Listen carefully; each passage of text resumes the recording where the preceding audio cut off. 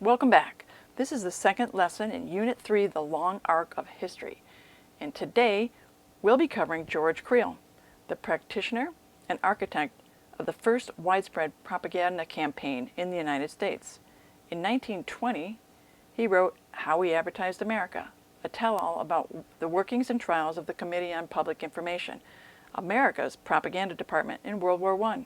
From his background as a journalist, Creel was selected to head the committee by one of Wilson's military advisors, narrowly beating out Walter Lippmann for the job, and we'll talk about Walter Lippmann in the next video.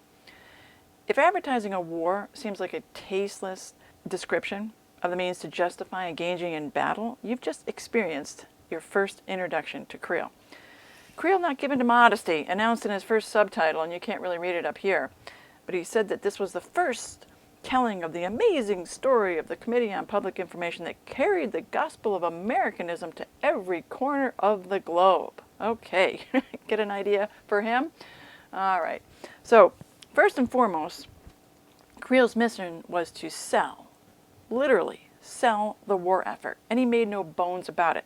He stated, in all things from first to last, without halt or change, it was a plain publicity proposition, a vast enterprise in salesmanship, the world's greatest adventure in advertising.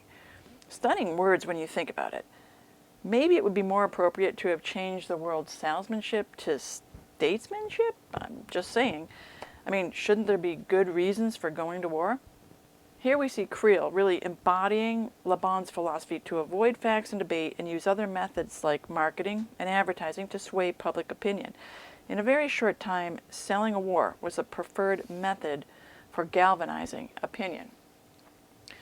While Creel reveled in post-war musings about his team's amazing efforts, a forgotten group of people on the receiving end of those words and actions had a distinctly different view of the greatest adventure.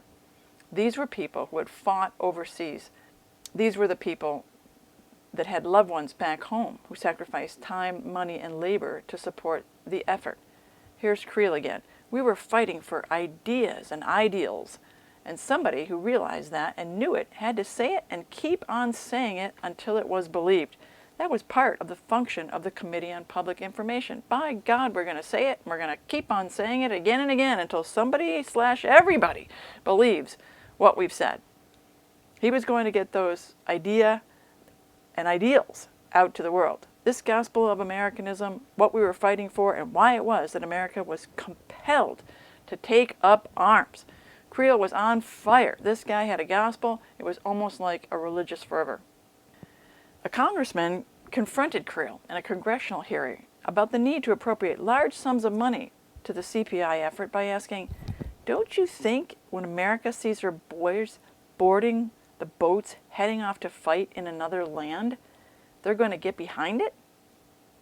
Creel responded, "How could we be sure that 100 million, the fathers, the mothers, the children of America, alien-born and native alike, understood well enough so that they would support one loan after another, would bear new burdens of taxation, and send in wave after wave of America's young manhood to die in Flanders Field?" Do you dislike this guy as much as I do? So this was the great adventure. This was the greatest adventure he was talking about. Think of the depths of sacrifice people made in response to this type of rhetoric. When the war ended and the truth made its way into public consciousness, people felt understandably betrayed.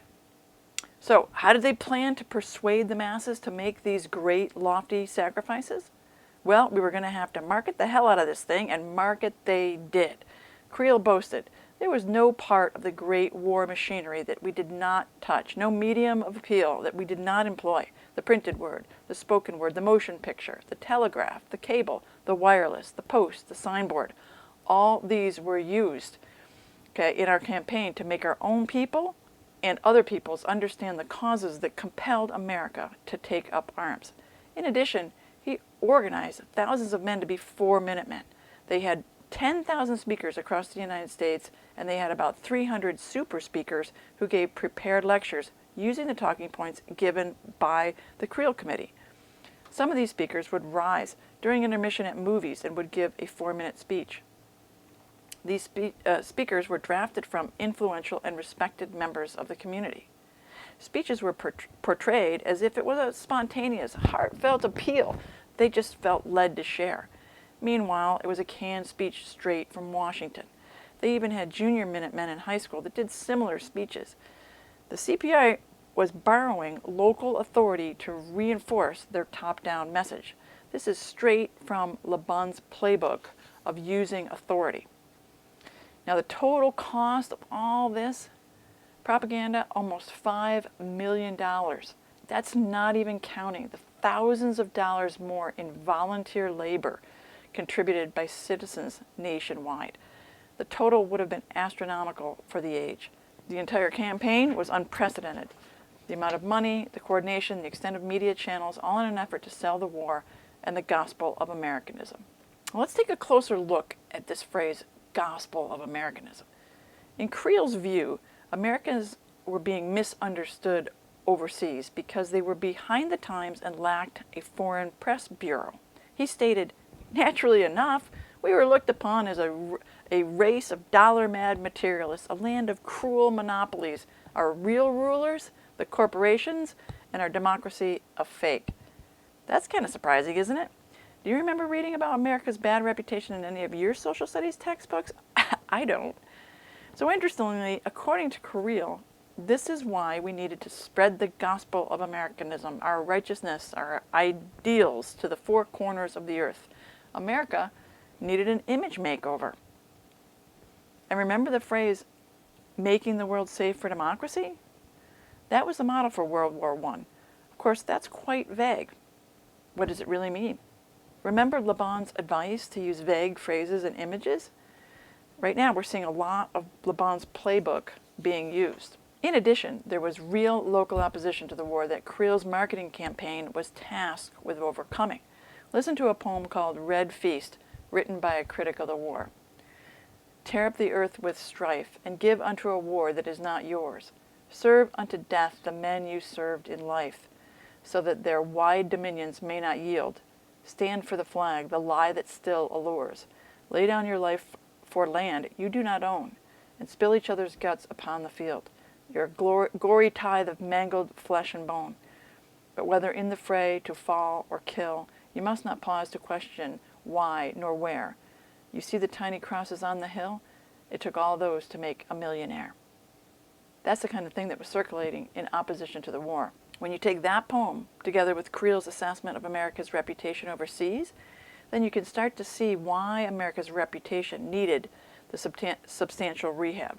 I'd also be remiss if I did not mention two censorship acts passed during World War I. The Espionage Act made it a crime to obstruct recruitment and enlistment in the war. The Sedition Act of 1918 made it illegal to criticize the war effort, the draft, and the U.S. government or the flag. Silencing opposition is part and parcel to good propaganda, especially if you lack good rationale for your actions. If you have a legitimate reason for going to war, why muzzle the opposition and cancel free speech? Criticism of the powerful is essential in a democracy, but we see that being thrown into the wind here. So in summary, while propaganda has been around for a long time, the achievements of World War I, through purposeful coordination of the new media, launched its capabilities to heights never before seen. And one final thing here. The formal end of the war was declared on June 28, 1919. And on June 30th, funding for the CPI ended. Trucks pulled up to the Creel offices, while the staff wasn't there. Most of the content was thrown randomly into boxes and moved in haste to another location. Once Creel got back, he tried sorting everything out. And just when his team had made some semblance of order, moving trucks returned again, and the material was moved haphazardly to another building. Creel was beside himself. A few months later, on October 30th, 1919, Creel was charged with gross neglect. The New York dailies and the Associated Press shredded Creel's reputation by accusing him of spending $6.6 million, much more than the actual budget, misappropriating funds, and deserting the cause before the armistice, leaving unpaid bills and angry vendors. Creel stated, "Before the whole country, I and my associates were held up to public shame as incompetents who had spent a few delightful months wallowing in public money, and then went away and left the whole mess to be cleaned up by others. Kind of makes you wonder if the sabotage wasn't an intentional effort to bury the evidence of the CPI and tarnish Creel's reputation to shield the public from what had actually taken place. But we'll never know. So, this concludes the short introduction to Creel, the practitioner, the devoted zealot. World War I brought Laban's theories dramatically to life. His ideas were now transforming history and eroding the ideals of democracy itself. So we'll see you next time as we take on Godfather number 3, Walter Lippmann, the journalist.